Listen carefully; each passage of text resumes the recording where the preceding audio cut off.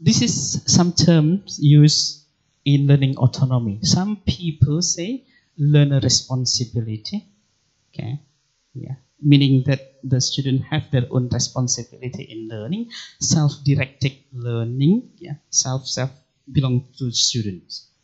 Okay, learner autonomy or lifelong learning. Okay, and we also have this one in Islam. Okay, okay.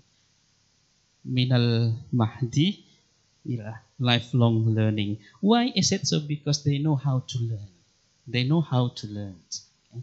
And learning to learn, teacher-centered learning, or these terms are synonymous. Okay? And these terms are used interchangeably.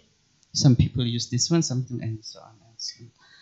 And then this is our self-learning. Self-directed learners are highly motivated. Why I said that self-directed learners are highly motivated? Because they have their own responsibility for this. Okay? And independent. Okay? Without teachers, they still can do 5 minutes more. They take initiative to diagnose their learning needs. Okay? And formulate learning goals. Okay? And identify resources. See how they know, oh, I have to read this, I have to read that by themselves. Even though in the course outline we have recommended references given to the student to read. Okay? And select and implement learning strategies and evaluate learning outcome by themselves. Okay? By themselves. Okay? And then, okay, this is very important, very important. Okay? Learning autonomy is not a synonym for self-instructions. It means that learning without teachers. No. Okay? It doesn't mean when you train the student to be more autonomous, to be more independent, it doesn't mean that you just, what is that? You just get away from the student. No. Okay? Autonomy is not limited to learning without teachers. No. Okay? The existence or the roles of teachers are still very important in learning autonomy. Okay? The role for teachers is to help. Do we have other? Okay.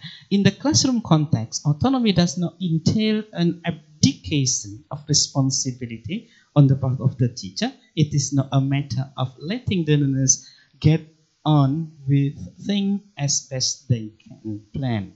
So it doesn't mean that, oh, you may say to student, oh, you do what you are going to do. No, it is not the way of learning autonomy. Or you are free to decide to set your own goal. You are free to implement whatever you want. You are free to evaluate anything you want to do now. Okay? It's not that. Autonomy is not something that teachers do to learners. That is, it is not another. This is not another teaching method. So what is the learner autonomy now? Okay? But this is not easy. Okay, that's why challenge. Okay, to help learners to be more autonomous is not easy. Okay, there are some challenges. Okay, what are the challenges? Okay, when learning autonomy and self-assessed learning, not self-assessed center. Okay, self-assessed learning becomes central in education. It means that if you would like to implement this in the classroom, it might be difficult to encourage learners. This is on the part of the learners to move away from traditional approaches, okay, to humanistic one. Okay,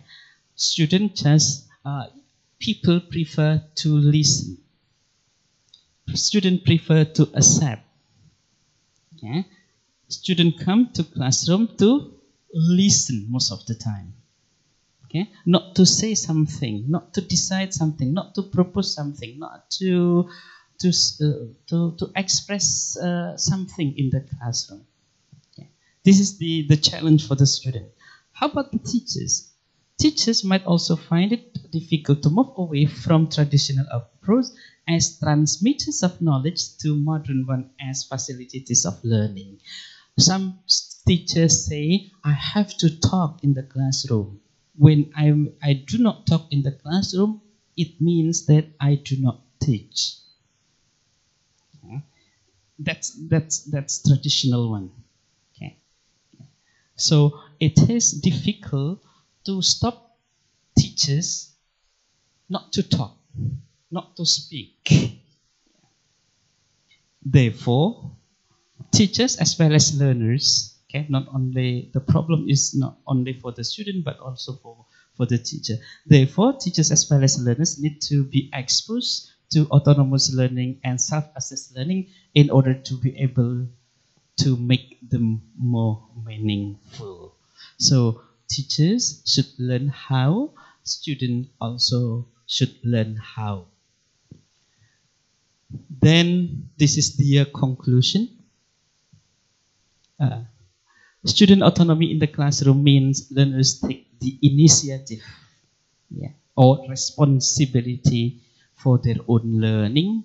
Autonomy actually means self-governance or self-directions, as opposed to being directed or driven by external factors like teachers and curricula.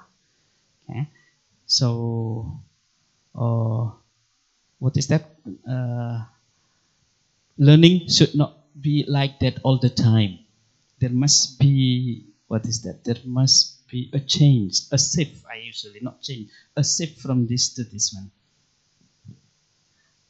And then autonomous learners are competent partners in the process of learning, helping to determine what to learn, how to learn it. Okay. Starting from planning, implementing, monitoring progress, and evaluation.